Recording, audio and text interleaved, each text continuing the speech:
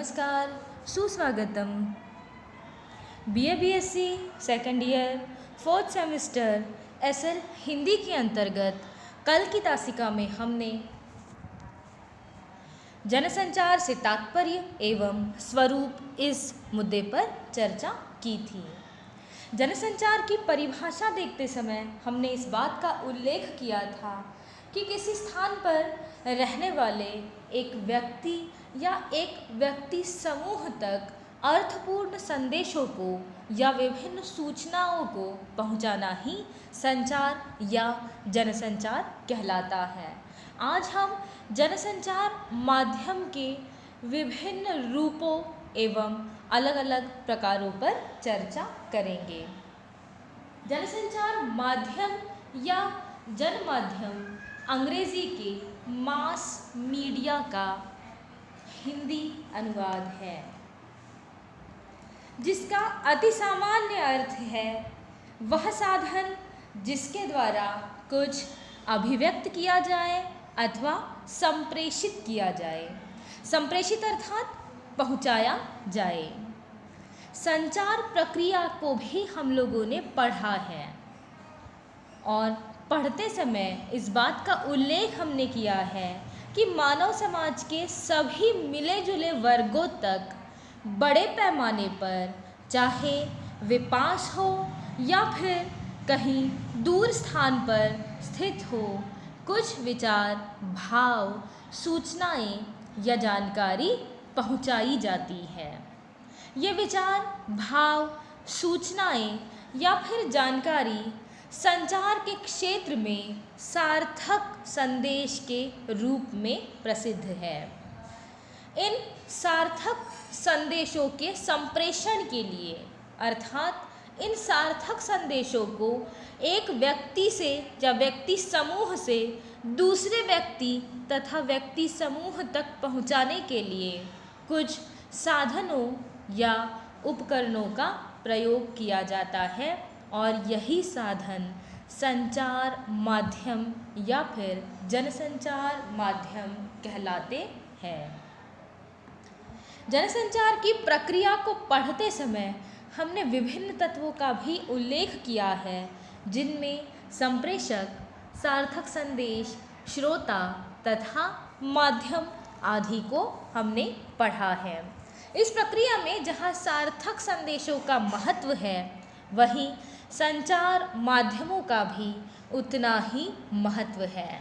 संचार माध्यमों के अभाव में संचार प्रक्रिया असंभव है।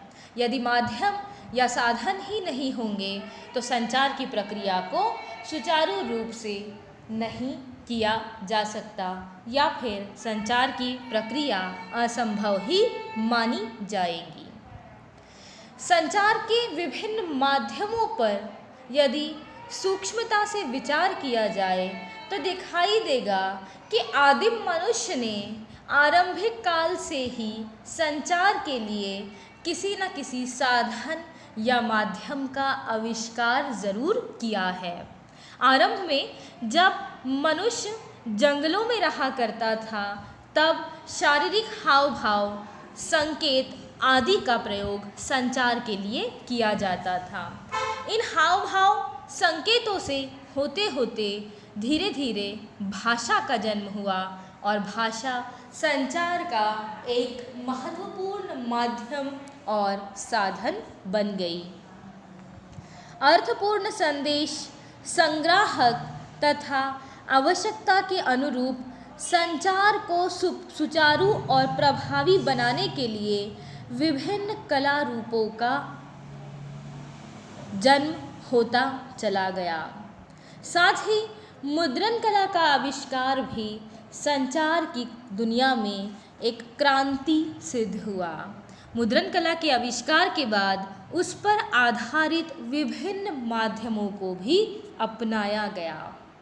वैज्ञानिक प्रगति के साथ साथ नवीन संचार माध्यमों का आविष्कार भी धीरे धीरे होता चला गया। जैसे जैसे मनुष्य प्रगति पथ की ओर बढ़ता चला गया, वैसे वैसे संचार के विभिन्न साधनों में भी आवश्यकता के अनुरूप प्रगति हुई।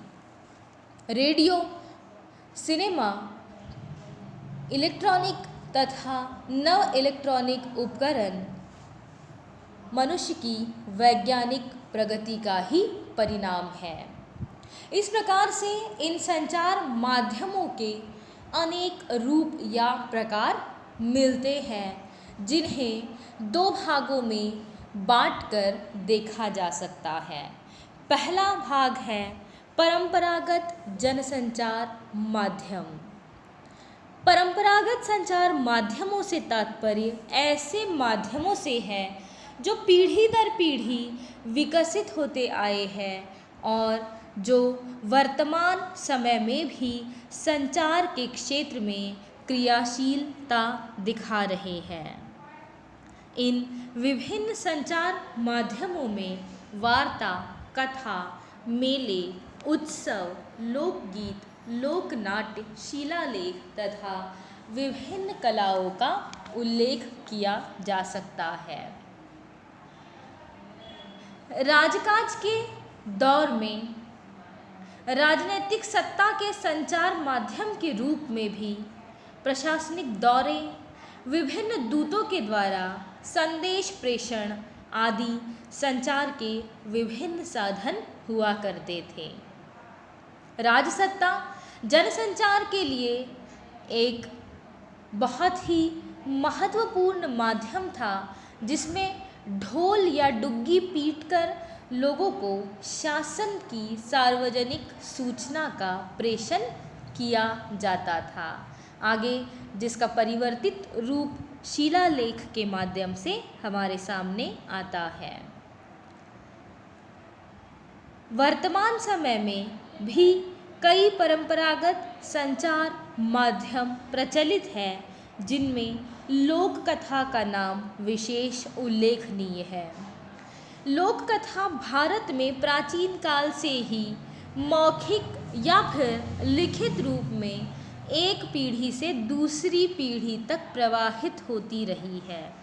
इन लोक कलाओं के माध्यम से, इन लोक कथाओं के माध्यम से तथा लोकगीतों के माध्यम से भी जनसंचार की प्रक्रिया को प्रभावी ढंग से बनाने का कार्य होता आया है। लोकगीत एक ऐसा परंपरागत संचार का माध्यम है जिसके द्वारा भारतीय संस्कृति की झलक को यहाँ पर मनाए जाने वाले विभिन्न तीज त्योहारों को या फिर प्रत्येक संस्कार को देखा जा सकता है। एक प्रकार से ग्रामीण जनसंचार के लिए लोकगीत अतिशय सशक्त, सहज एवं प्रभावी संचार माध्यम के रूप में उभर कर आया है। इसके पश्चात दूसरा भाग है आधुनिक जनसंचार माध्यम। जैसे जैसे समय बीतता गया, वैसे वैसे आवश्यकता के अनुरूप विभिन्न आधुनिक संचार माध्यमों का आविष्कार होने लगा, जिनमें डाक का आविष्कार जनसंचार के विकास की दिशा में नियमित और सुव्यवस्थित सोपान माना जाता है। आरंभ में डाक सेवा केवल राजकीय कार्य तक ही सीमित थी, लेकिन आधुनिक काल में धीरे धीरे इसका लाभ सर्वसामान्य जनता को भी दिया गया। यातायात के साधनों और सुविधा के साथ डाक माध्यम का विकास अति तीव्र गति से होता चला गया। डाक माध्यम के अतिरिक्त मुद्रण माध्यम, जिसे प्रेस के रूप में भी जाना जाता है, आधुनिक जनसंचार माध्यमों में सबसे प्राचीन माध्यम है, जिसके अंतर्गत समाचार पत्र, पत्रिकाएं, पुस्तकें इत्यादि का समावेश होता है। मुद्रण माध्यम आज भी अन्य आधुनिक जनसंचार माध्यमों की अपेक्षा अधिक विश्वसनीय माने जाते हैं। इसके अतिरिक्त आधुनिक जनसंचार माध्यमों में इलेक्ट्रॉनिक माध्यम, जिसमें रेडियो, दूरदर्शन, फिल्म आदि भी संप्रेषण की संचार की प्रक्रिया में महत्वपूर्ण भूमिका निभाते हुए दिखाई दे रहे हैं। इलेक्ट्रॉनिक माध्यमों को दो भागों में बांटा जाता है। पहला भाग है श्रव्य माध्यम और दूसरा भाग है दृश्य श्रव्य माध्यम। श्रव्य अर्थात केवल सुनाई देना तथा दृश्य श्रव्य अर्थात सुनाई भी देना और दिखाई भी देना। श्रव्य माध्यमों के अंतर्गत रेडियो श्रव्य माध्यम श्रेणी का अति महत्वपूर्ण जनसंचार माध्यम है, क्योंकि यह माध्यम दूर दराज में रहने वाली जनताओं तक सरलता से सूचनाएं पहुंचाने का कार्य करता है।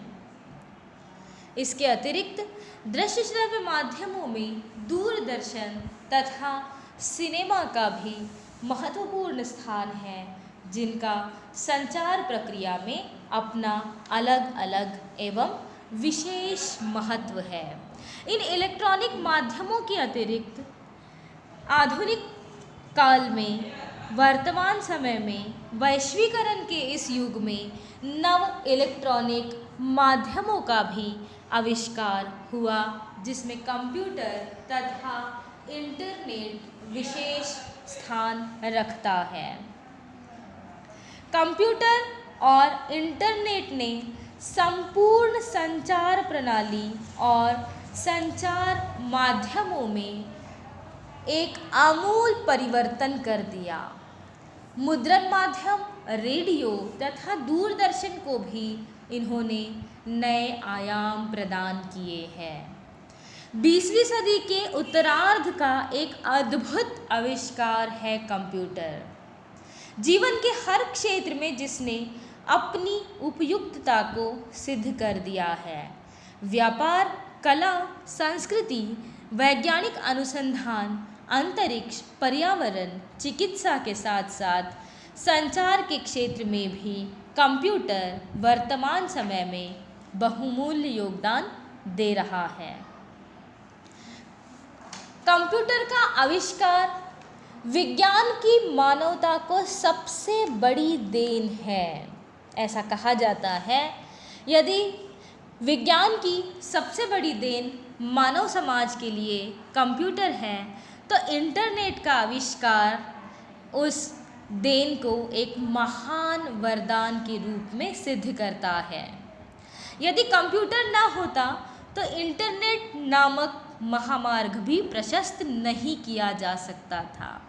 इंटरनेट दुनिया भर में अलग अलग जगहों पर लगे कंप्यूटर्स को जोड़कर सूचना की आवाजाही के लिए बनाई गई एक विशेष प्रणाली है, जिसके माध्यम से चंद मिनटों में एक स्थान पर, या फिर यूँ कहा जाए कि एक देश में रहने वाला व्यक्ति किसी दूसरे देश में रहने वाले व्यक्ति तक भी चुटकियों में सूचनाओं को तथा अर्थपूर्ण संदेशों को पहुंचा सकता है।